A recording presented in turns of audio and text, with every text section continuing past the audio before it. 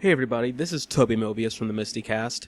I just wanted to address something before the show proper actually started, hence the pre-opening theme song statement. This episode was recorded on November 15th, Sunday, November 15th. That means this was before the announcement of Jonah Ray as the host of the new Mystery Science Theater. We just want to extend our congratulations to Mr. Ray, and hopefully that shouldn't really affect anything said in the episode, as the MAD has not been announced, although there are rumors, which we do not address. And I believe all of our statements about skeptical optimism still hold true. So, with that in mind, I hope you enjoyed this MSTieCast. It was a lot of fun to record, and hopefully we'll be able to do more of these more often now that it looks like we're expanding our roster, so to speak. So, take it away, Gino.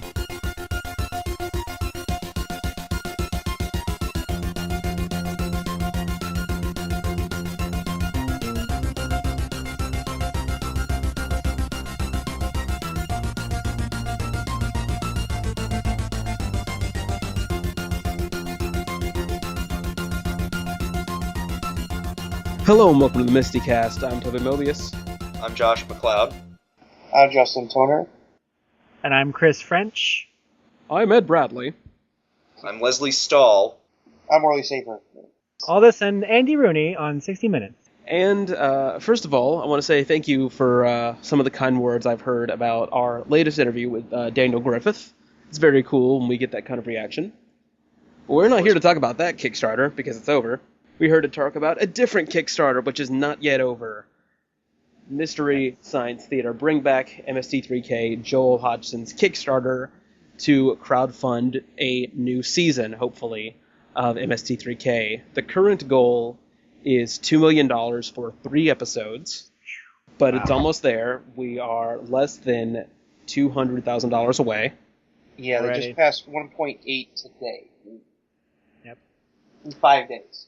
And there is still 26 days left to go as of this recording. Mm-hmm. Honestly, by the time this recording comes out, we might hit 2 million. I wouldn't be surprised. It's very possible. It's probably possible. I wouldn't doubt it. 16,581 backers, including this guy. And me. Woo! I haven't backed it yet. I haven't yet. I pitched in at the $50 level for the t-shirt and the poster, or not poster, a postcard, and the digital download and all that jazz. Oh, okay. I did the basic $10 because that's all I could afford at the moment. I might increase it later when I can afford to. Yeah, right. Honestly, if I can afford it, I want to go up to, I kind of want to go up to 100 if I can afford it, because I get a $100 bonus at my job for being there a year, and I'm like, well, that'd be a really cool thing to spend it on, MST3K. Do you get, what's at the $100? Was it at the $100 level? You get the DVD, I think. Yeah, I believe you get the DVD. Let me check. You get all the episodes on DVD, I believe. No, you get digital downloads of the whole season. Okay, yeah. Digital. And a Kickstarter keychain. I think it's at 150 or 200. You get a Blu-ray or DVD set of all the episodes that they're going to do. And all the previous stuff, including 150 at is 75. You get the coffee mug. Yeah, 150 you get the poster for the Kickstarter and the previous rewards. The 200 you get the Blu-ray box set. Cool. Of the episodes. So. Wish I had that kind of money, but sadly I don't. No, I wish I was in the position in my life where I could have done the $10,000 thing. Oh. If only. If only. Yeah, who did that? Yeah, there was a guy who did it. There was yes. It was taken, and it was done relatively quickly. And then the two Actually, 5,000. No, 2. Checking now, yeah, there's 2 spots for the 10,000. They've both been taken. There's actually 4 spots for $8,000, all taken. Yeah. Yeah, and those were all taken within the first 24 hours. So some people had some serious effing cash to blow to support the show. Actually, there are 6, 7, 8 $10,000 slots. They've all been taken. So nuts. I love weird. the show, but not that much. There's still there's still for people who have $7,500. There's a couple of those left. Right. That's pretty crazy. I feel like one of those was probably Chris Hardwick, let's be honest. Probably. Or Will Wheaton, someone who has that kind of money. Maybe Patton Oswalt, he also tweeted. Yes, Patton Oswalt. Yeah. Yeah. Word's gotten around pretty fast. So But I've been looking at the kick track for it, and it's getting around 300,000 on average every day on the Kickstarter. So it will definitely hit its target probably tomorrow. Yeah. Tomorrow, if not Tuesday. Yeah. So it'll definitely probably hit by the time this episode goes out. Yeah, the question is whether it's not whether it's going to reach the goal, is how far is it going to go? Right. To get, like, how much... Are we going to get the 3 episodes of the full season? Yeah, because, like, he's got he laid out the stretch goals for, like, if we hit this amount, we can do this many episodes. So the question is, how is he... Because I think it's, 5.5 for... 5.5 is the highest possible tier. Hit that, and then we get the full 12. And I don't think, unless they announce something else, if that is hit, which I don't think would happen. They haven't announced anything else on top yet, but I'm pretty sure they will if they get close to it. Yeah, if they get close to it, they'll probably say, we'll do, I don't know, they'll either do an additional thing of episodes or maybe some DVD exclusive shorts or something. Or I'm hoping they'll maybe have enough so that they can actually release it online, so that people can watch it online. I think it is going to be. I think that's the plan, is to release it online through Shout Factory, because Shout has their Shout TV thing now. There have been some rumblings going around, I know, with Jim and things like that, and I think there had been... well, I've been hearing rumors about Joel trying to get it for, like, the past year and a half, so this is not surprising, but... Yeah, so soon is a bit of a surprise. I'm just surprised, Jim sold it. That's what surprises me. Me too. He may still. Yeah. Go ahead. He may still have like a hand in the pie. Like I don't think he's. Right. I don't think he's one like he has no say or anything. I'm sure there's some provision that he'll get some kind of cut. He strikes me as someone who would want something out of it. Yeah. How long he held on to the rights. If I had to guess. Because BBI did change their name to Consolidated Bots. I'm guessing they are still a holding company for like licensing. Yeah. Like that's what I would assume, because certain deals have not expired. Yeah, right. That's just what I would figure. The positive thing we can take away from this is that it's in better hands. Yes. And we'll be seeing more MST3K, which is great. Yes, but Josh, you had a couple of niggling doubts, I believe, is the best way to put it. Yeah, that is a good way to put it. I do have some let's say reservations. Some concerns. Concerns, yes, which I don't think is necessarily bad. I think it's kind of, and take everything I'm going to say with the grain of salt. I don't know what this is going to be like. For all I know, this could be the greatest thing ever. And a lot of this is speculation on our part. Yes. Right. Full disclosure, this is speculation. Yeah. And there's stuff that's rumored that we're not going to discuss because it's at this point rumored. I mean, it's clearly at that. So it'd be pointless to report it, because then a month from now, when the real thing gets reported, people would be mocking us, saying, "Ha, you reported the wrong thing," and that's never fun. Right. No. But I do have some reservations on the condition, and I said this back in 2014, because this had been rumored for a while. This is not. Yeah, like I said. Joel's been trying to revive the show for over a year. Yeah. So. Yeah. Well, and even before then, there were interviews in like 2005 where he did where he did some interview where he said, "Well, I brought it up with Jim, and Jim had a lot of reservations about who would voice the parts and things like that, and Chris clearly hates Jim and stuff." But Jim. Oh, yeah. Jim. But so this is not a new concept that them bringing back. This is the first time that's been realized. In my opinion about Mystery Science coming back is, I can think of about maybe 20 other shows that were canceled that I think I would rather see come back over Mystery Science Theater 3000. I'm a huge Mystery Science Theater 3000 fan. I kind of feel that it has a magical quality, and it's very hard to recreate that. I'm trying to think, and the example I come back to, and a lot of people are going to disagree with me, is they recently brought back Whose Line Is It Anyway to CW, and My opinion about that remake is it took all of the bad, not good things about the original series and just decided to focus on that. And that is one of the big thoughts in the back of my head with this remake is, and again, Joel is involved, yes, but Mike is not involved. That I know that I know we can say for a fact. Mike has gone on record saying he said it on Twitter as soon as they announced. He said, so I'm I sure he got bombarded by people saying, "Oh, yes. are you going to be involved?" It probably annoyed him a little bit. Yeah. Oh, I'm sure. Well, and he's gone out of his way to kind of, I don't want to say distance himself from the show, but he hasn't done, which is ironic when you think about it, he hasn't done many interviews for the show over the past, right, since the Shout thing, and Joel's done. But like, go ahead. Like he said, he goes, look, my time on MST3K, is something special, and goes, but, I've moved on, I have riff tracks now, that's my thing. And plus, he still supports the show. I mean, they're releasing episodes of MST3K through Riff Tracks now. Yeah. So Riff Tracks has a relationship with MST and with Shout. It's like if he didn't give a damn about didn't give a damn about the show anymore, they wouldn't be doing that. So go ahead. I mean, but it makes sense that he's not involved because him, Bill, and Kevin, Riff Tracks is their thing. They created it. They make money off of it. They've been doing it for over 7 years now, I think. Exactly. So. There's, them not being involved is not a surprise. So I'm, and personally, I was like annoyed when people started whining that they weren't involved. It's like, guys, there's no reason they would be involved. Maybe they might do a cameo someday if they feel like it. Who knows? But them not being involved should not be a surprise. They have Riff Tracks is their baby. It was 15 years ago. Yeah, and Riff Tracks has been super successful for them.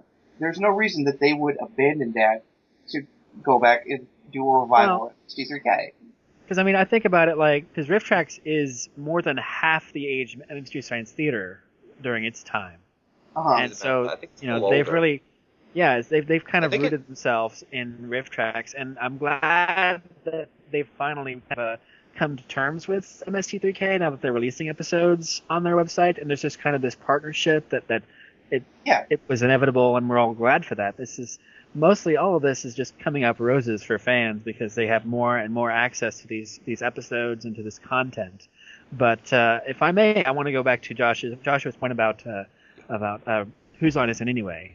I never watched that remake, the reboot of that show. Mm-hmm. I watched the premiere episode, which was great, but beyond that, I never watched an episode of it, and I know for a fact that they're all free to watch online, but I don't watch any of it. I watch other shows now, so the concept of reviving old shows is risky business because a lot of people will just be like, why should I watch that? I've already watched all the old ones. And, because shows like Futurama, which got canceled before it was finished, stuff like that, I can understand why people would want to watch a lot of that. I still watch Futurama even after it's finished.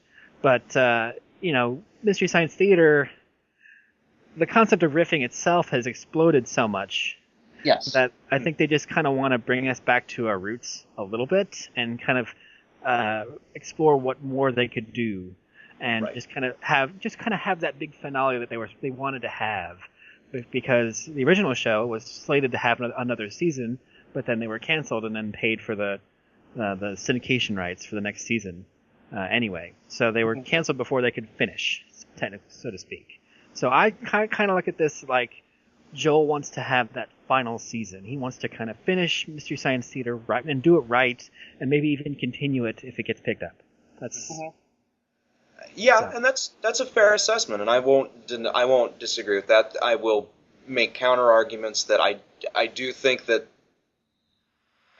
I want to word this in a way where I'm not going to get people emailing me that I'm the worst human on earth. You're not as big a fan as we thought you were. Yeah. Well, people will do that. I mean, I mean, there's trolls, and when we saw it with the Starship Troopers. Kickstarter, which I know a lot of people were happy that they got Starship Troopers. I know my thought. I know I don't want to speak for Toby, but I know Toby had similar things of like why. Yeah, Why why do Starship Yeah. Troopers? First, we have. I had the same Yeah. issues with that. I had Why the riff? same initial Why riff a reaction, satire? but then I actually went to the live show and it was fantastic. So, you know. Yeah. Well, and I think the problem I had was it was not and people forget this, it was not a Starship Troopers Kickstarter. It was a Twilight Kickstarter. It was. And At that was no the best point, movie they could get, so. and at no point during that Kickstarter was it ever said we're considering other options. At no point during that was Starship Troopers ever said. It was not Right. said until long after the goal had been met. Now, the argument against that, which is absolutely a valid argument, which is, well, why the hell do you care, Josh? You didn't contribute, and I have no right to respond to that. You're absolutely right. It wasn't my money. If it was my money, I would have been upset. Yeah. Honestly. It was my money. I put money in it.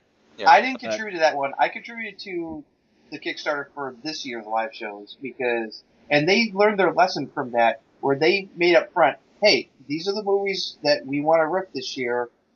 We have support the them. rights to them, so these are the ones we're going to do. Yeah. I just have a lot of reservations because I know that as much as a lot of people, regardless of whether it is good or isn't good, there are going to be people that are going to say this was the greatest thing ever. Yes. That's Right. That's not even up for debate. There are going to be people that it could be a steaming turd, and there are going to be trolls saying it's the greatest thing ever. And it could, for all we know, it could start a new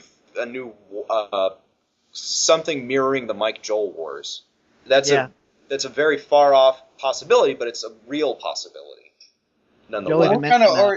We've already kind of seen a retread of that with how some people's opinions were like, well, if nobody else is involved, why should we watch it? It's like, did we forget about the whole Joel versus Mike thing? Are we going to retread that ground again?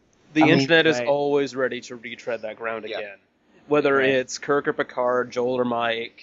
It's like Cisco or Janeway, I've noticed, is kind of the big one right now. Yeah, really. It's like people have a short-term memory. It's like, oh yeah, look at what happened with the show during its original run. By the 11 versus 10. From KTMA Doctor to Who, season 10, I believe Kevin Murphy is the only person who was with the show from beginning to end. Not true. Jim. Actually, he was with the show. He wasn't on the show. He wasn't on. Yeah, no, that's what I'm character. saying with the show. I'm not saying from the camera. He was. Jim was also with the show from beginning. Yeah, him and Jim were the only people from beginning who were with the show from beginning to end. Everybody, the amount of people who either came and went is pretty large. I mean, and not just with Joel leaving and Mike taking his place at the hosting duty. I mean, Josh left. Kevin took over as servo. We had Bill Patrick take over for Jim. Yeah, Bill. I remember the Flame Wars. Trace as Pro, yeah. I remember the Flame Wars when Trace got replaced by Mary Jo, but for the Mad. I mean, everyone got replaced on that show. Everybody got replaced, but that ruined the show. No, the show kept evolving, and it kept going along. So whether it got better or worse is completely up to you. Yeah. I disagree. When Patrick took over for Gypsy, I just said this show went to crap. Oh, I barely replaced Jim. Yeah. But to say that with all that happened while the show was during its initial run, to say that now complaining about like, well, it's like we're gonna have all the new hosts, new Mads, it's like we've been there and done that. Why? That's not a problem. The concern, and a valid concern, is whether or not is the reboot going to be good or not. And it's like that's my concern as well. But that's not going to stop me from supporting it because I think, like Chris said, riffing hasn't died. It's exploded. It's evolving. It's evolved, and even more than 15 years after the show went off the air, it's still a thing, and it's still strong. I mean, not just outside of what with Riff Tracks and what Joel and the others did with Cinema Titanic for a couple years, shows that the appetite for that stuff is still out there. Otherwise Riff Tracks and Cinema Titanic wouldn't have been the successes that they've been, and other people have done it. I mean, you got like Fangrooves or other productions like stuff like City Warriors or even just other people in general doing stuff where they're, ripping or mocking things. It's all over the place. So Justin, I have an answer to your point about the cast changing and how people how have been reviving the arguments about Joel v. Mike and how they're worried about the new characters, new people on the cast. People fear change, and geeks fear change more.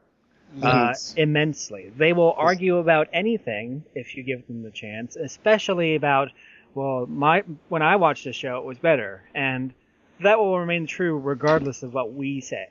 Exactly. So your point about, it doesn't matter that they're getting a new host, it's about whether they're good or not. Exactly. That's the more important my point. MST3K. Exactly. So if you want to be Superboy Prime and claim that your Earth was better, go right ahead. But we're going to do the show anyways, and I'm going to try and enjoy it. I'm going to try to have, because I know Joel's behind it. I know that there are good people behind this. I know that Shout has done a really good job taking care of Mystery Science Theater. That I'm willing to give them money. So exactly. I mean, I was happy that Shout purchased the rights because of what they've done for the show in releasing the episodes. I mean, they secured rights and released episodes that fans thought would never see the light of day, to be honest. Yeah. I mean, all the Gamera episodes, Puma Man, it's and so many others where it's like and re-releasing old collections. That was a big deal too. Mystery Science Theater 3000, the movie on Blu-ray. Yes, I have that collection. Yes, I have that box set. It was the good point. They released Volume 1. It's like never thought we'd see that again. No. Well, it helped that they were all Crown International, but yeah. True. Yeah. I mean, so many episodes are available not just on DVD now, but online and streaming, and on YouTube. It's the show is more accessible now than it's been in a long time. Outside of the fan community with with circulating the tapes between everybody. I guess my point I just want to make is I do think it's kind of foolish to just go into this saying, well, this will be good no matter what. Yeah. Because I have been let down so many times in my life. It's smart to be skeptical and to be cautious. Like I said, I have my concerns too with that. It's like about whether it's going to be good or not. But I'm choosing to be optimistic. Especially Joel being involved is a plus. And the other people that he's getting involved, whoever is going to be the new host, and the people that are going to be doing the characters, and also who he's going to get for the writing staff. Who's going to help him, like with writing the rips and everything. Yeah. That's going to be very important. I can actually think of two recent situations that I think kind of parallel this a little bit. Both continuations or reestablishment of older franchises. Paul Feig's Ghostbusters. Yeah. Oh yeah. And Star Wars Episode 7. Oh yeah. Yeah. I think Star Wars Episode 7 probably more so. I was going to bring up Star Wars actually because we all have seen the prequels. We all were super excited for Episode 1, even though we barely seen any of it, and we were all burned for it. And then we saw Episode 2, and we still went in expecting something good, and we were burned for it. And then by the third time, we went back again because we were acting like a battered housewife. We had to see the third one. We had to finish the trilogy because they couldn't mess it up even further, could they? And they did. So Darth Vader yelling now. Yes. Yes. So it's smart to be cautious about this sort of thing, especially because they are getting a new cast. And Joel even said that he didn't really want to try to go for the whole Joel versus Mike thing. He wanted to just kind of pass the torch, so to speak. Yeah. He wants to pass the torch again. And the fact that he is directly behind it is a good thing, but it doesn't guarantee quality because. Exactly. I mean, I love Cinematic Titanic, but some of their episodes aren't very strong. Yeah. Compared to TV Wheel is another example of a Joel thing with a great idea. Yes, exactly. I forgot about the TV Wheel. I never saw TV Wheel. It's a fun idea in concept, but in execution, it's it makes you dizzy. Yeah, like it's honestly, if they would bring that back with stronger sketches behind it, it Yes. could be something. Yes. But given the time, Are we all familiar with the TV wheel? I'm familiar with it. I never saw it. I never Should we saw tell it. the listeners about TV wheel? Yeah, and we kids should. forget yeah, about yeah. it? We should. Do you Explain want it. to explain it? You Okay. saw it. Okay, I'll explain it real quick. The TV Wheel, basically, it's a sketch comedy show in the vein of Saturday Night Live, which Joel was briefly involved with, and he wanted to do sketch comedy stuff. And so his concept for the show was there's one camera. It's a fixed camera, but the sets rotated as the sketches went. So the cameras didn't change. The sets did, and it was like a rotating stage. And you could just go from one sketch to another in continuous comedy fashion and then have the backstage be kind of in the middle of the rotating set or, behind the set. And it was just a continuous stream of improv style sketch comedy. And it's an interesting idea in concept, but in execution it was poor because he didn't have great writers behind it. He didn't have a lot of production quality. And I've seen the one episode that's been released online. I don't know if there's any more. I believe that's it. HBO aired that's it once, and then Comedy Central aired it once. Yeah, and like, it made it immediately after online. Immediately after Laser Blast. Yes, immediately after they canceled the show. Right. But that was. So I mean, Joel hasn't been batting 100%. So who knows? But it's cautious optimism, at least on my part. It's enough for me to give them $10 and go, all the best. Sure. So it's enough for me to give him $50 to get a T-shirt out of it. So exactly. Sure. Yeah. And I haven't donated yet, and I may very well donate. I don't know. Yeah. Go ahead, Justin. Yeah. No, it's like, no, Josh, your concerns are completely valid. It's like, I know, so, things got a little. I saw things get a little testy on satellite news between some people who were like, saying they think they don't want to donate, and people give them a hard time. They're like, hey, don't give them a hard time. If they have doubts and they want to donate, that's their choice. Don't crucify for it. Doesn't mean they can. It's like it. But the fact that it's already at the goal after just almost to the initial goal after just a couple of days shows that people are willing to not only to support the idea, but think it's hey, let's bring the show back one more time and see what happens. And yeah, and the fact that so many other a lot of celebrities have voiced their support for the show and on Twitter and everything like that, and tweeting about it, saying, it's like, hey, it's like, this is a great idea, it's like, why don't we go for it, But, I have the same concerns you do, it's like about whether or not it's going to be good or not, and those are valid, so it's like, but, like Chris said, I'm with Joel involved, and hopefully whoever else is going to be involved, it's like, we'll make sure that it will be. I'm being optimistic about it, so I'm just going to wait and see what happens. True, and I just, with all these celebrities involved, another fear I have is that it's going to be, welcome to Mystery Science Theater. Here's our special guest, Aziz Ansari. Hey, no, I don't want to see that. That's crap. not.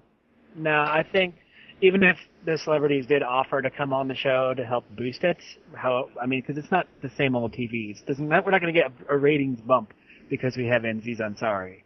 Even if they did offer, I think the wise move would be to politely say no and say thank you, and maybe have a bad impression of Aziz Ansari on the show, or maybe even just have one line from them and not even fully credited or made a big deal out of it, like South Park did when they got George Clooney. They had him play a dog, I think.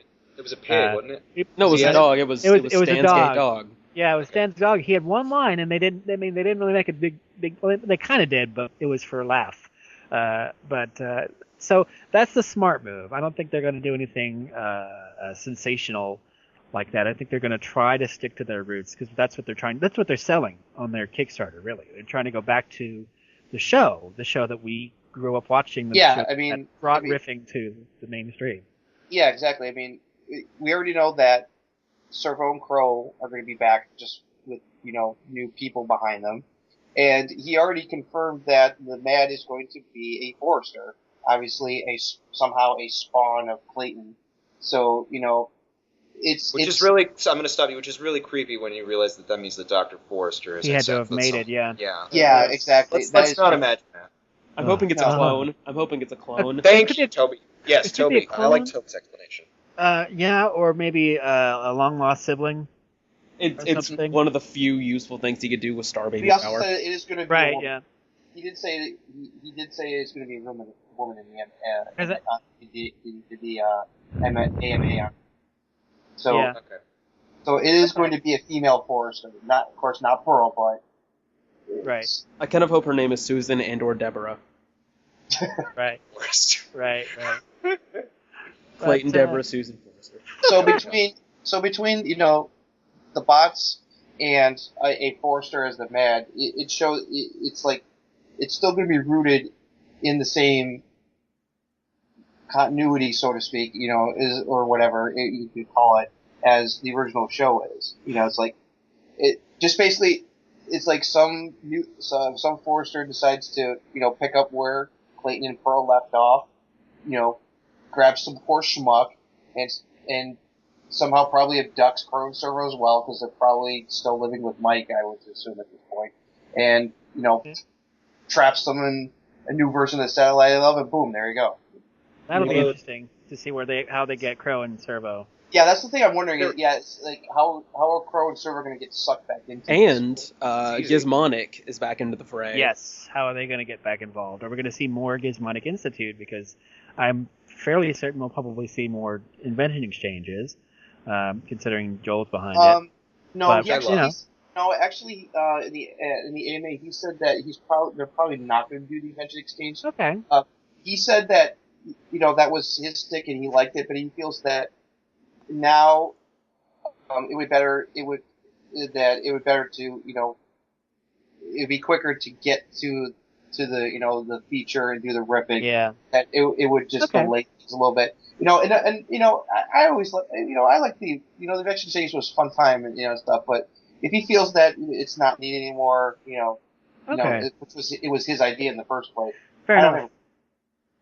So he said that it's probably not going to see the invention exchange. I mean, as long as the prop comedy is retained in some form, right? Then that's really all you can ask. Show. It's a puppet show, so they're going to have Joel is involved, so I'm sure there will be some of his famous prop comedy like in host segments, because I mean that's what he does. He's Joel Hodgson. That's the big question mark for me, is the host. I mean, yes, I know almost nothing about the host myself. I don't know. I haven't heard anything. We heard him.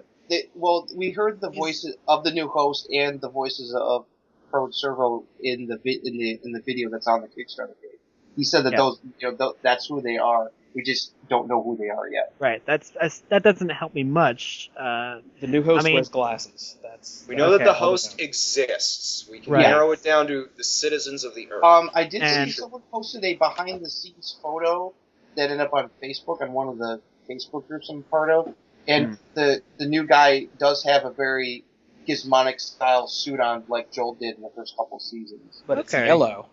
Oh, good. It's very yellow. Good. They'll have our hosts color coordinated then. That'll be fantastic. Yes. Crow and Servo sounded good. They were trying to do kind of a pseudo impression. Actually, I was about to say, I'm glad you mentioned that, Chris, because whoever's doing the voice for Crow sounds a lot like Trace. Yeah, but not entirely like Trace. Not so much that it's just an imitation. And I hope it's not. And hopefully it's not. He doesn't try to do an imitation, because that's what Bill tried to do when he first took over.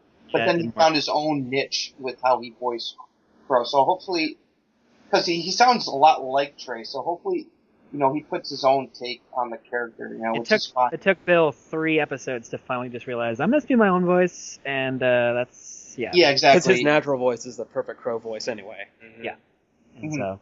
Wow, Toby just angered a lot of Trace fans.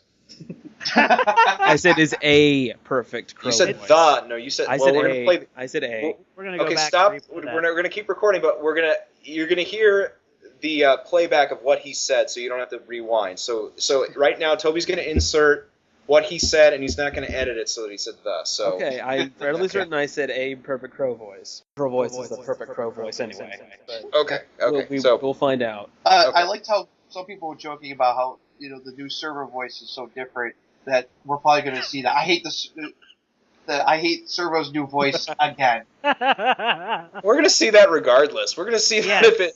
We could are. literally pop. They Like could I literally, said, yeah. people fear change, and nerds fear change more, or geeks fear change more. I So think they're gonna rage regardless. I think Josh tweeted something to that regard. I'm going to dig it up. Yeah. On Twitter.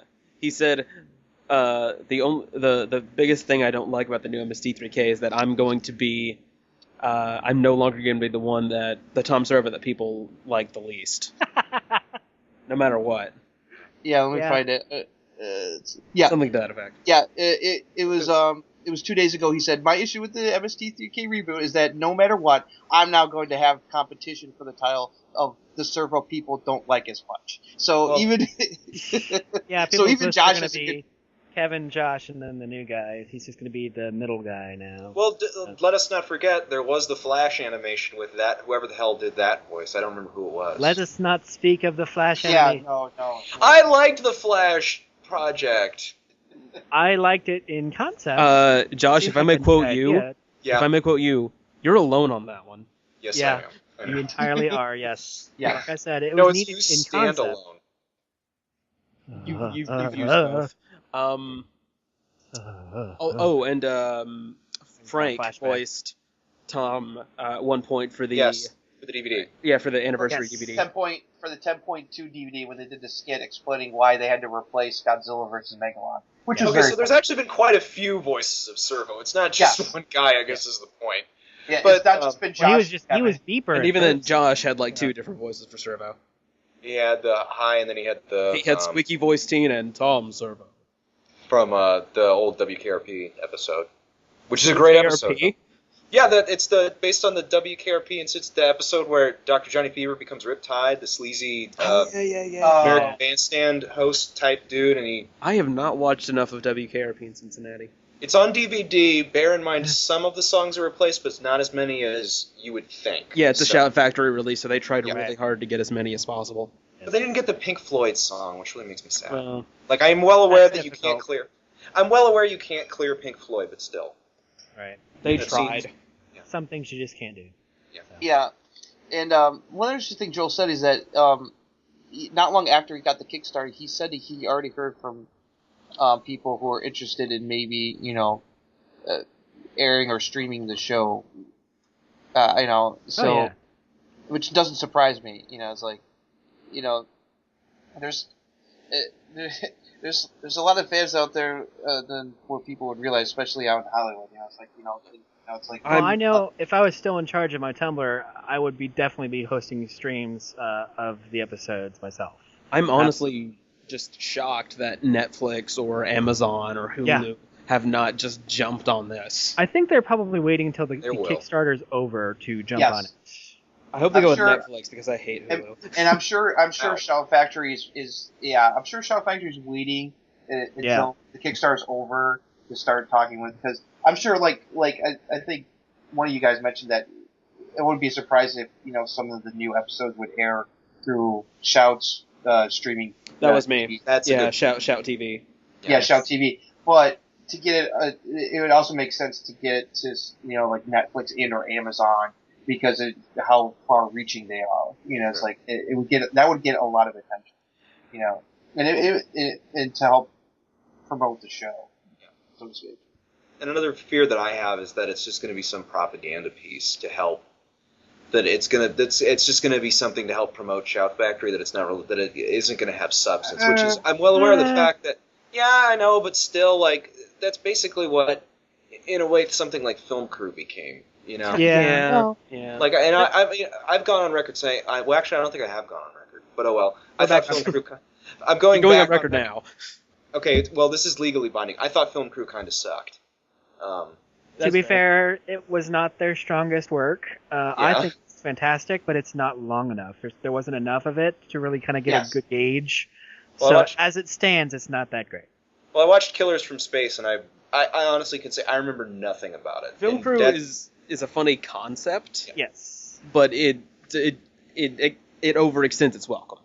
to make the point, I would much rather have something that I hate, like an episode of Mystery Science Theater that I just don't like, than something that just I remember nothing about. Like, Right. I'd rather watch Castle of Fu Manchu than Monster Go-Go. I liked Monster Go-Go. Well, those are two of the worst episodes in my opinion. And but the thing is about Fu Manchu just makes me so angry that whereas opposed to Go Monster Go-Go, I already know it's infuriating. So I'm just like, bleh.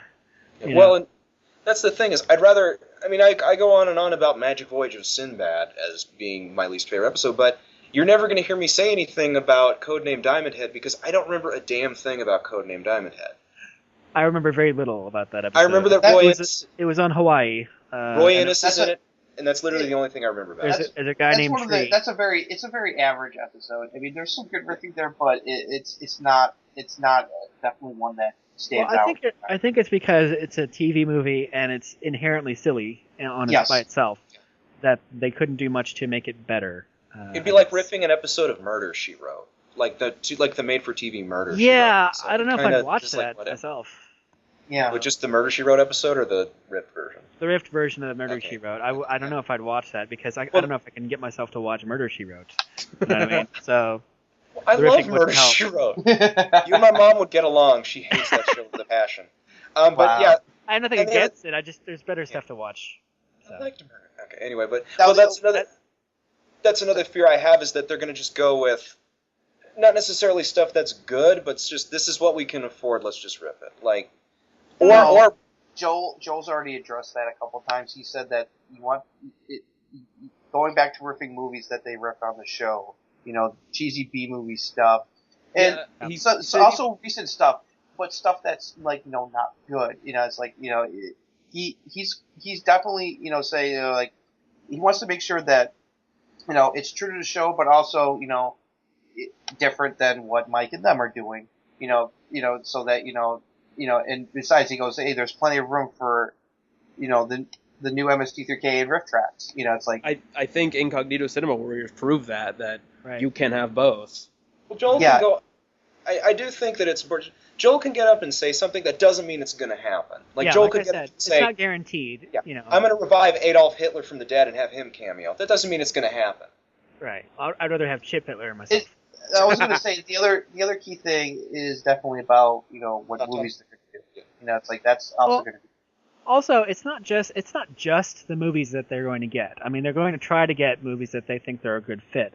It's another big concern that everyone backing or not backing the show has. Is it funny? Is it going to be funny? That's the big thing. Will the new cast have the same chemistry? I think is right, the most exactly. Because I mean, I'll be super happy to see my favorite characters back on the TV screen and have the silhouette and all of the old trappings of the old show. But if it's not funny, then it's going to be like, this is my second least favorite season. Yeah. Yeah. What his least favorite is? It's KTMA only because of the quality. The riffing itself. Yeah, it's hard for fans to watch. But that's another discussion, a different podcast. Oh yeah, KTMA episode. Because I mean, believe me, there was already people like, oh wait a minute, because Shoutouts. Does that mean we could get the KTMA? It's like, guys, just you don't want those episodes.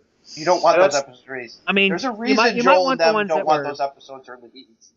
You might want the ones that haven't been released at all. Yeah, but honestly, that would be pretty cool. For archiving purposes, but beyond that, the audience isn't big enough. Really. No. Do we really need to see the KTMA version of Gamera versus Barugan? No, it's not that good. I mean, honestly, if they just released the lost quote unquote KTMA host segments, I'd be fine. From the first 3 episodes, that'd be great. Just the host segments. We don't need the movie.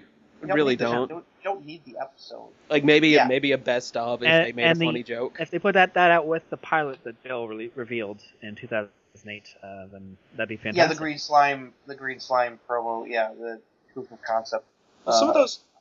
Yeah, and they had been. I don't want to say leaked because they weren't leaked. They were put on a tape for sale. But some of the sketches did come out, and some of the sketches are good. Some of the sketches that I'm often told are good, I literally watch and go, what the hell? This is not funny. I actually like the KTMA barbershop sketch more than the season 1 comedy. Yeah. Sitcom. I don't know. Yeah, It's they funnier revived, to me. You know, the stuff that they revived, they brought back because they were like, oh, this is on our public access, KTMA. Yeah. Let's just do it again for cable. And, Cairo gyro helmet. Actually, what I would like to see is if they go back and try to get some of those movies that they ripped on KTMA that they never ripped again and redo them. Because they fixed it. The ones that weren't repeated, yeah. Well, I'm going to disagree. I think that's a bad idea. That's my other fear, is that they're going to go to the well of, we riffed it once, let's riff it, which they've done. Don't tell me that they haven't done that. They have done that in the past. Mike's yes. No, Mike and them No, have Joel done did it that. too with Cinematic Titanic. You said it flat out. Yeah. It's Santa Claus Conquers the Martians. It was riffed by everybody. Everybody has redone Santa Claus at this point. Yeah, Well, it's that's public the thing. access. Domain. Yeah, well, what happens if Domain, it's... excuse me. Yeah, you're Right. fine. Well, what happens if... That's my fear, is what happens if they just go, well, we didn't do Slime People. Well, then you're going to be degrading the memory of the original episode, which admittedly Slime People's not a great episode, but still, I don't want... They didn't even riff the whole movie. They only riffed part of it, because that was part of the pitch to KTV to get the show. Yeah. Joel probably didn't have the rights. No, to no, the no, slime not- people, but, yeah. Did I say... No, not the green slime. Slime People. One from Slime season people. 1. Oh, yeah. That's my fear, is that they're going to take season 1 episodes or season 2 episodes or season... No. I don't think so. Saying no, but that doesn't mean they're not going to. Like, they've done it in the past. I understand. It's another but concern. I doubt It's valid. Like, let's certainly think doubt so. meta-wise on this. Yeah. New Forrester has the notes from the previous one, so I would assume she would avoid the same movies twice. Exactly. Let's, like, meta-wise. Let's try and justify that. The New Forrester probably has the Digital Archive Project and has watched all the old episodes. She's got Netflix and YouTube. Yeah.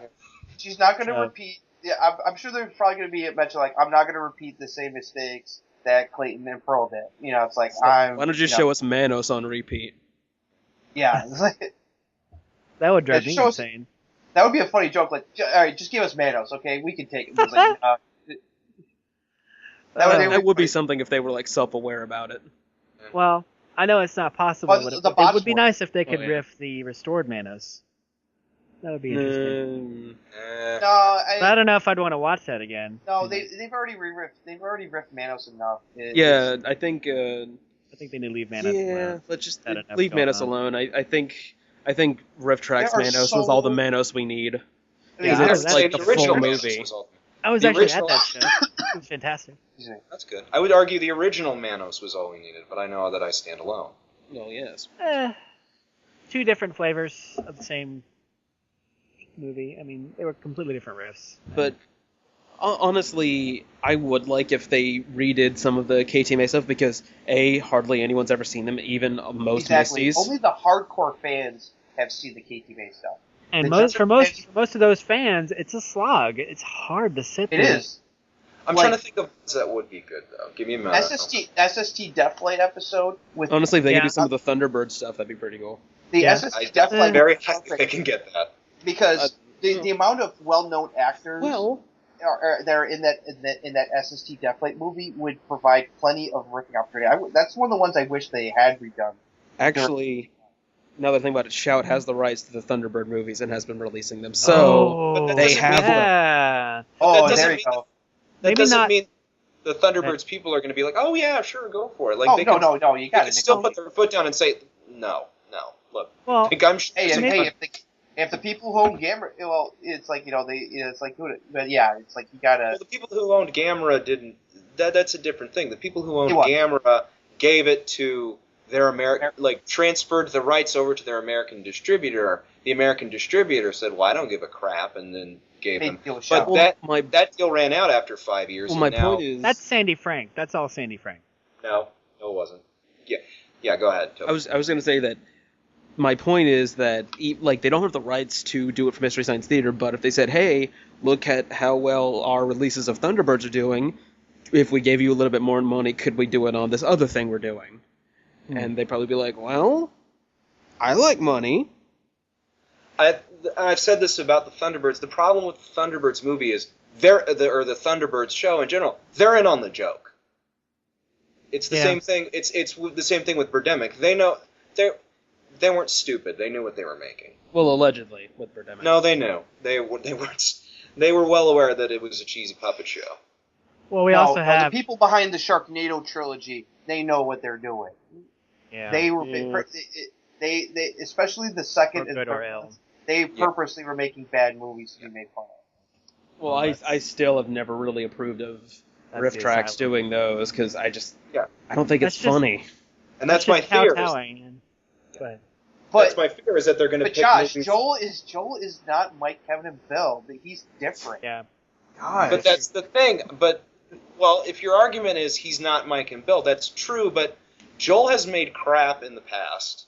Lots of so is Mike and Bill. So is Mike and Bill. So is although Frank. Although I think Frank has probably got the record has made the most crap per. If you look at it. Yeah, he got to pick a lot of the movies. Frank, true, and Frank's not there, but I'm referring to his post MST. Frank did a lot of crap. That's true. Mystery Science. He was on he was on some like talk show or I forget what, but Frank's done a lot of weird he was things. not very funny on it. Well, did you ever see that Dragnet pilot that he wrote? It was posted on the site. It was the stupidest thing. It was the stupidest thing I'd ever seen in my life. The thing is about going back to Thunderbirds real quick. Sure. We already have the ultimate joke on Thunderbirds. It's called Team America World Police. That's true. And to go back to that, I guess you can't really go anywhere after that. Because exactly. I mean, Jonathan Frakes tried. There are so many other bad movies that old and new that they could use. It's not even funny. It's like there's plenty of good targets they could pick. I don't want them to riff things up. Go ahead, Chris. Go ahead. I was just going to say. I was just going to say. Everyone, shut up. Let me talk. I'm going to punch. Got it. I was just going to say. I don't want them to do things that are like in the pop culture zeitgeist. Like it would be much better if they did things like East Meets Watts and things we haven't heard of. Yeah. Right. To make it discovered. That's kind of what I was saying. Project Kill. I was going to say before I shut up that I'm sorry. It would be nice maybe if they did like Nuki, because Nuki's kind of in that pop culture. Oh God, Nuki would be a perfect where it's been reviewed a lot online and analyzed by other people who make fun of bad movies online. If Mystery Science Theater did Nuki, it would kind of be like Riff Tracks doing Sharknado. It would be kind of like just, okay, sure, you're going to do that, fine. We all know that it's bad already. It's not a surprise. So I'm somewhat cautiously hopeful that Mystery Science Theater this new season will come up with movies that we have never heard of, and then something or maybe some small people might have heard of, but stuff that'll just blindside us, or at least make us go, "Oh yeah," and then we'll enjoy it for their riffs, not for someone else's.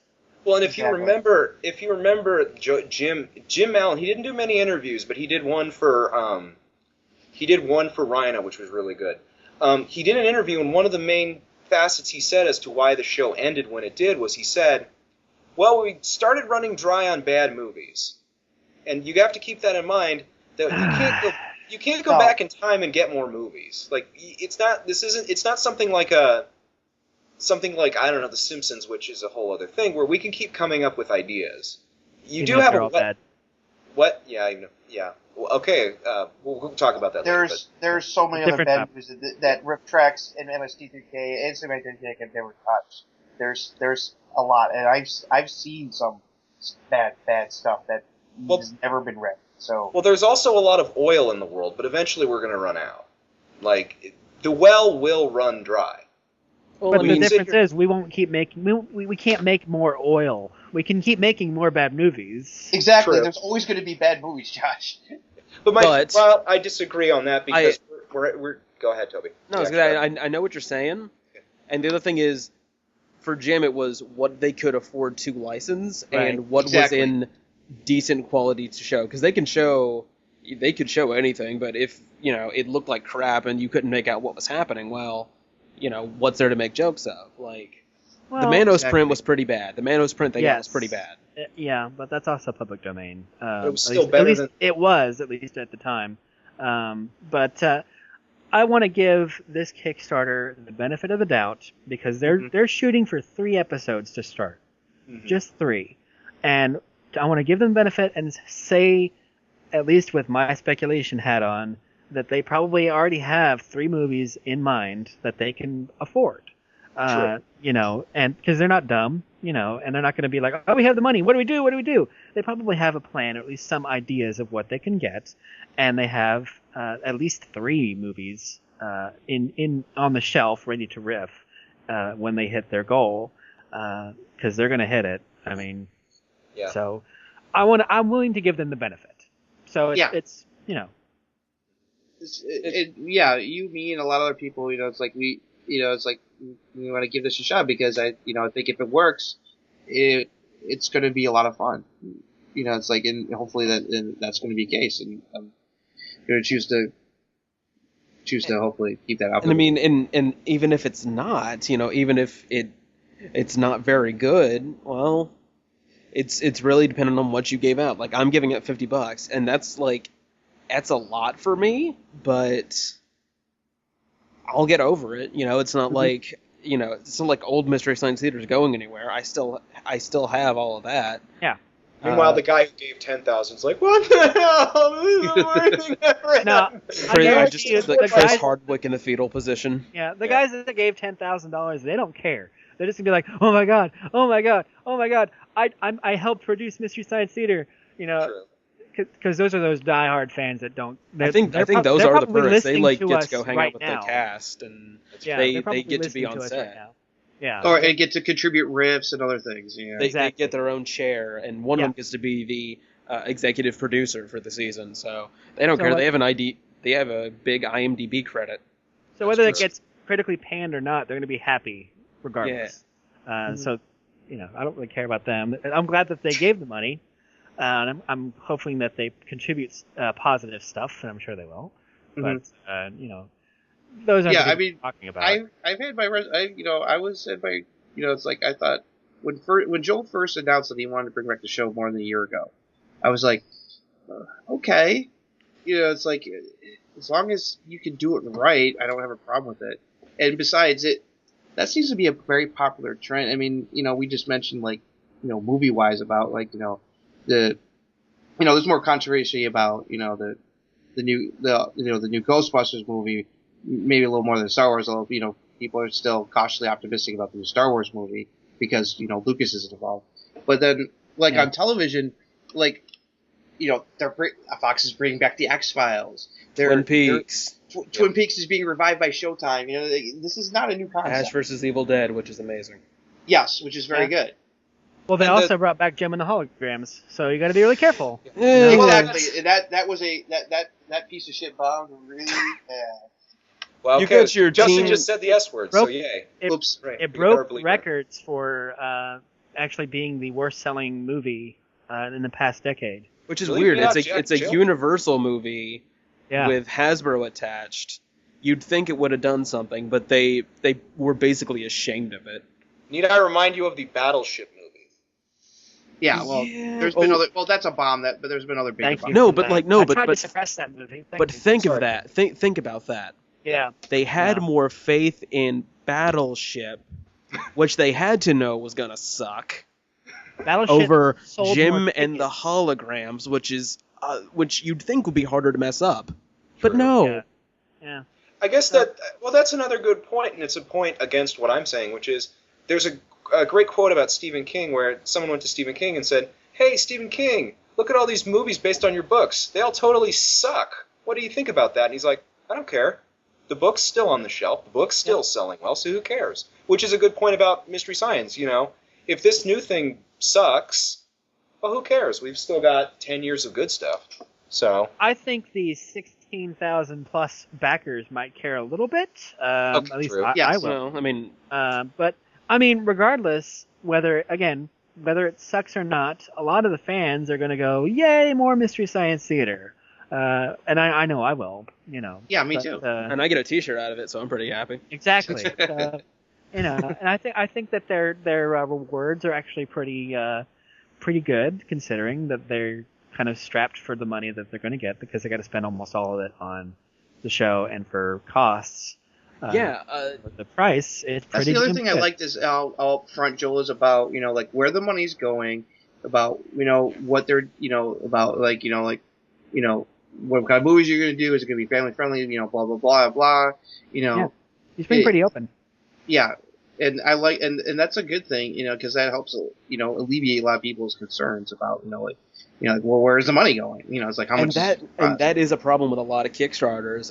Yes. Something recent. I'm not sure if I should even bring this up, but I think I will. I got one that we can. I got one that we can bring up if you want. I think this one's safe because I'm not actually involved with it and I didn't donate, but it was within my circle. It's kind of a big deal. The Channel Awesome stroke that guy with the glasses Indiegogo for their game show. Yes, I remember that. I don't remember it. I remember it, but what went wrong? I didn't back it. Basically, they got a lot more money than they were anticipating. Bear in mind that the lawyers are listening, yes, so bear that in mind. They got a lot more money than they were anticipating. And when the show was supposed to come out, I believe 6 months after the Indiegogo was completed, took them a year and a half. They had to film it 4 times. They had to film a game show 4 times because the lighting was terrible. Which, if the you know, audio was terrible. That is and that's totally game show, totally different thing. And this is the fact that with a game show, there are a lot of federal regulations you have to adhere to. I don't care if it's internet or otherwise. If your prize is money, you have to. What worries me more is the fact that they filmed a game show more than once. Like that. If I were that's a big warning sign. If I were working for standards and practices, that would be a huge red flag. And I'm assuming that there's some internet version of standards and practices. That's a huge red flag that you filmed a game show 4 times. Yeah, you have to redo your pilot 4 times. There's a problem there. For a game show. I get what for anything that's a problem, but a game show. Yeah. And I've seen what they released. It's called Pop Quiz Hotshot. It's awful. It's so, okay. I was about to ask. Brad Jones is hosting. Oh. You'd think he would be fantastic. Yeah, because he's got a lot of energy. He's very friendly, but he's playing himself. But he's playing himself as a sadistic terror who kidnaps people and forces them to participate in his game show. And he's got a Ugandan warlord kind of guy that forces people to do it. See, now I have to watch this. And his game show hostess lady, her name is Miss Stockholm, and she's in the basement. Oh, jeez, that's man. It's so bad. So that sounds like a training. It was so bad they just scrapped it. They got rid of it, and then they retold it with the Nostalgia Critic doing these things, which makes more sense for his character. Right. He doesn't have the warlord anymore. He does have armed goons, but I mean it's the Nostalgia Critic. I can buy that kind of goofiness. Yes. And one of the physical challenges was a giant version of a placemat maze. What? On a big piece of paper. Oh. A giant version of a placemat maze. Yes, like on How the much money went into this? placemat. How much money went into this? Let me check. Is the page still up for it? Oh, and the worst part of this came right after the higher-ups at Channel Awesome, Mike Michaud, he told everyone that they could not promote their personal Patreon pages on Channel Awesome. Oh yes, it led to the second Exodus. Well, among other things, but yes, $90,000. That whole fiasco. $90,000 went into getting a placemat with a maze. Let's analyze that, America.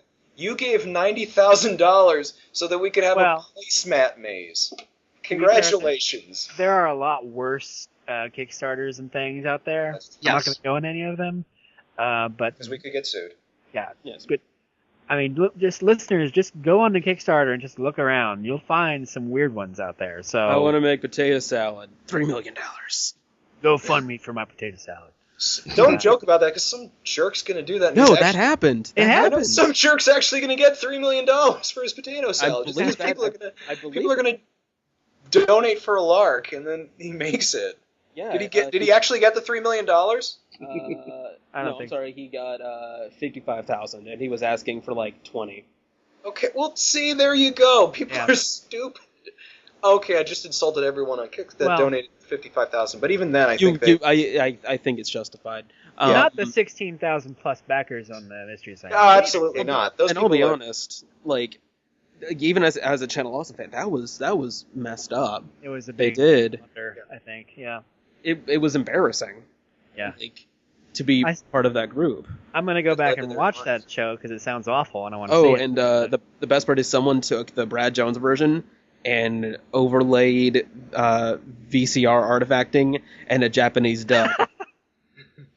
You're gonna like it, Josh. All right, MXC for the new generation. Yeah. What was I bitching about? That's a very good question. Oh, potato salad. That's right. Yes. So I hate potato salad. I also hate potato salad. Me too. Okay. But yeah, I guess. Do we want to wrap this up? Because we're kind of we're on a tangent. It wouldn't be the MSTieCast without tangents. That's true. If you take nothing else from this, take everything I am about to say with this grain of salt, which is this could very well be the most awesome thing ever. These 3 episodes. These could be the greatest thing in the past, 5 years of being a Mystery Science Theater fan. There's actually been some good stuff before then, but we won't go into that. The DVDs are pretty awesome. Yeah. It's nice getting these. This could be awesome. That being said, whose line is it anyway 2013? Right. There's no guarantee it will be awesome. Yeah. Yes. Yeah. So there's reason to be optimistic. It will be good, and there's no guarantees. There is an inherent risk with any Kickstarter project, any online crowdfunded thing, and you have to be wary of that. If you are aware of the consequences that this might not be what you're paying for, or it will be what you're paying for, but it might not be to the quality that you want. It's right. It's up to chance. I would compare it to if you get something from the store and then it turns out to have gone off. Well, that's not really the same because you can get your money back in this case. If you donate and you're not satisfied, well, you're kind of screwed. But if you know what you're doing, if you know what you're getting into, and you are I believe you have to be 18 to donate on Kickstarter. And if you're 18 and if you have your own money and you know what you're doing and you're fine, if it kind of tanks, then, feel free to donate. And if we don't reach the target, which, let's be honest, we will. Probably we raised tomorrow. over $6,000 just during this podcast alone. Really? Yes. Yeah, because of this podcast. Yep. I know it hasn't even aired yet, and so we got $6,000. Give us a round of applause, guys. Well done. Alrighty. Yeah. But no, it's going to hit the 2 million goal. Like we said, it's just a matter of how much more they're going to get beyond the initial goal at this point. Even if they only get even if they only get $6,000 every day for the next 20 days, they're still going to meet it. So. Right. Oh, wait a minute, no, that wouldn't meet it. Yeah. But even if they get $10,000 every day for the next 20 days, they'd still meet it. So. But I mean, to kind of echo what everyone's been saying and kind of add my own thing, a lot of this podcast has been kind of picking apart this Kickstarter and laying on our valid concerns and somewhat invalid concerns and kind of mussing it out and really kind of peeling it apart and taking a look at this Kickstarter and what could be possible and what could be bad from it. But that doesn't necessarily mean that we're trying to dissuade you from backing this Kickstarter. If you think that it's really worth giving it a try and it's worth having a shot at more Mystery Science Theater 3000, which is pretty much almost always a good thing, at least in my book, then give it a try. Even if it's just $10, go for it. Yeah, because exactly. What have you got to lose more than $10? Besides just $10. Well, the guy who donated $10,000 probably has a lot to lose. Well, yeah, but again, by the time you're able to donate that much money, you're probably happy that it's going to happen anyways. Bill Gates is going to shed a tear if it's a disaster. I don't think there'll be a big backlash, even if it does go south. True. But no. He's like, well, we tried.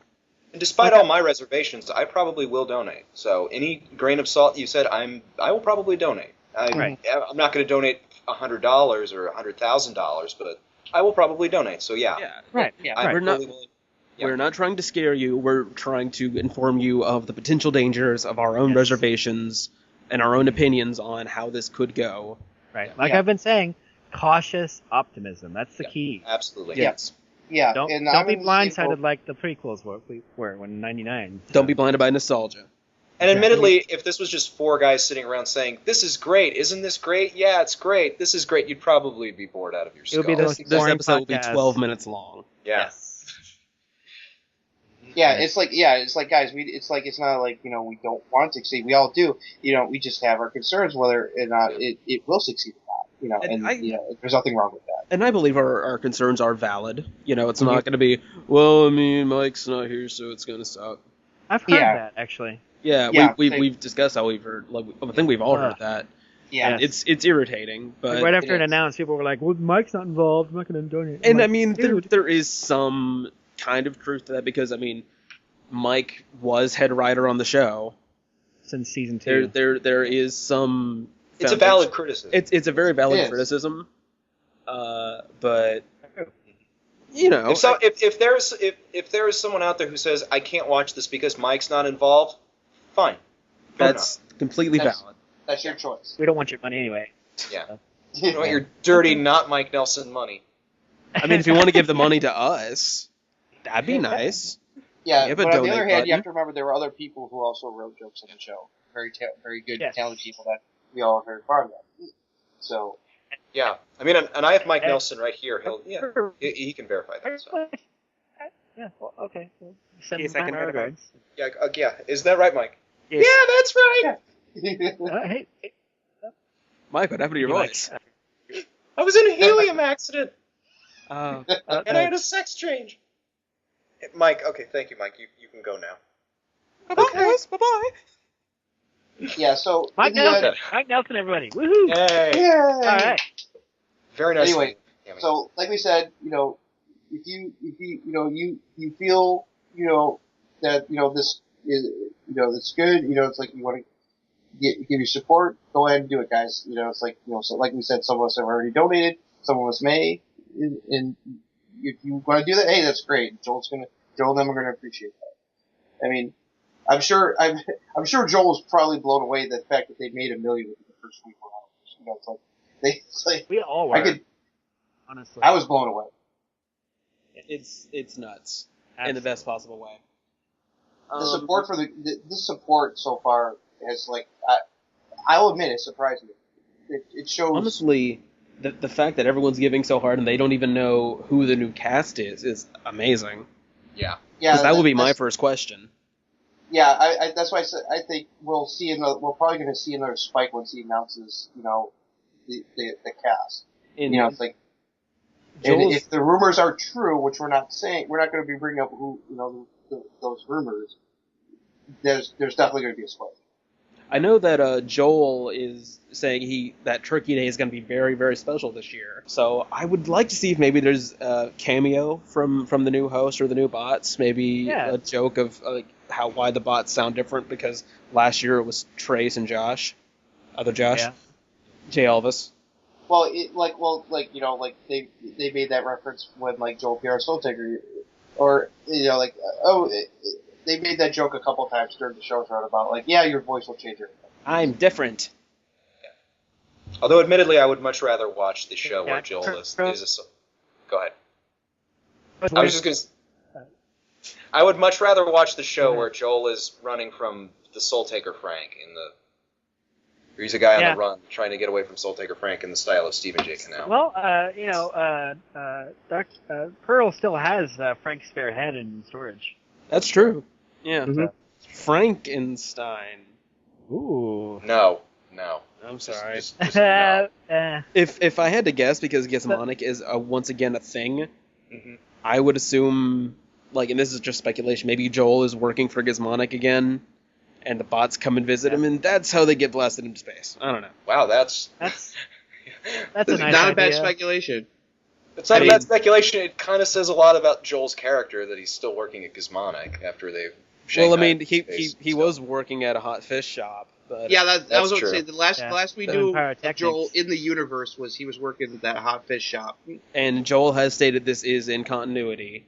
And Okay. he has also said that while none of the original cast members have said they are going to join yet, once the Kickstarter is over and if, not if, but when they reach the mark, he is going to start emailing out detailed invitations about if they would like to be on, what they could do. And he's already joked that it would be cool if Servo and Crow, maybe their software glitches and they have their old voice actors temporarily. That'd be pretty cute. Yeah. The easiest thing to do, I mean, there were multiple servos. Like, I don't get why you couldn't just have one of Servo's clones. Well, because he blew them all up at the Oh, yeah, that's true. It's also in continuity that Crow's voice changes every 7 years, so his voice has changed twice already. Yeah, remember in Werewolf when Mike turned into Werewolf, Crow told him, be like, yeah, your voice is going to change every couple of years. And Joel pointed out in the you changed your bowling pin. Change your bowling pin. Yeah, so just give Crow that the concept pin. Isn't a stretch to the show. Even if they showed up for a cameo, that would be nice. They don't have to, but if they do, like even if Mike shows up for like a brief cameo, wondering where Servo and Crow are. He just walked into the apartment. We could sit here all day and be like, it would be nice if, it would be nice if, it would be nice if. Yeah. As long as Aziz Ansari isn't there, I'm fine. I like Aziz, but he doesn't need to. He's okay. He's busy doing fine. his own thing. It turns out he's fine. It turns out he's the new voice of Crow. And remember, Gypsy started a very successful, I think it was a .com company. Konjipsko. Well, yeah, but admittedly, that was a year before the .com crash. So Gypsy, for all we know, could be living in a gutter in Pomona somewhere. Maybe Gypsy's doing a Kickstarter for a company. And didn't Pearl go to become a dictator of some Middle Eastern country or something? Qatar. Yeah. And her first act was to Pearl went off to Qatar. And Bobo became Bobo became he just went to work for a zoo. That was it. I think he did. He was in a zoo. And when asked if he will become a god, Brain Guy said yes. Brain Guy became the new Oracle head of some. He became the Oracle of a universe, not the universe, but a universe. The plangent dementia. That's. Yes. And J. Elvis is still, and Dr. Earhart is still missing, and that would be a funny joke if Frank Dr. is a soul Earhart just they came back. Frank's a soul taker. Frank's a soul taker. Dr. Forster's dead. He's a star child. Supposedly. And he got killed. Dead. Pearl killed him in his supposedly because she tried to raise him again. He only had Pearl's word that he's dead. And Pearl is a compulsive liar. Yeah, that's true. That's true. And so, and Mike Cambot just is. Although Trey said that it's very unlikely he would play Dr. Forster again. He said because people asked him on Twitter if he would do it. He said I doubt it. Maybe an archival photo or something. Maybe some sort of like a picture of Clay and daughter. A cameo. I would not be surprised if the new Mad has pictures of Dr. Forster and Pearl on the wall as to and Uncle Frank as a nod. Yeah, Go ahead. Go ahead. This wrap up took longer than the actual episode. Well, it wouldn't be the MSTieCast without tangents. True. All right. Well, we better end this thing. Yes. Yeah. Let's. All right. Final thoughts, Josh. Go. No. Final thoughts, Justin. Go. I've already said everything I need to say. Okay. Final thoughts, Chris. Go. Cautious optimism. All right. Donate. Chris wins. Yes. He had the best final thoughts. Well, thank you everyone for listening to this extended and very rambly second episode of the MSTieCast in a week, which is weird. Hopefully we'll be able to get these out more often, especially with Turkey Day fast approaching. I'm talking to a few different people about doing interviews. Hopefully that will pan out before Christmas. It depends on everyone's schedules. I hope everyone enjoyed this episode. I had a lot of fun doing it. I did too. You too? Me too. Very, very fun. So, thank you everyone for listening. I'm Toby Mobius. I'm Joshua, Miss Jackson if you're nasty. I'm Justin Toner. And I'm Chris French. And I'm Huge. Take care, everybody.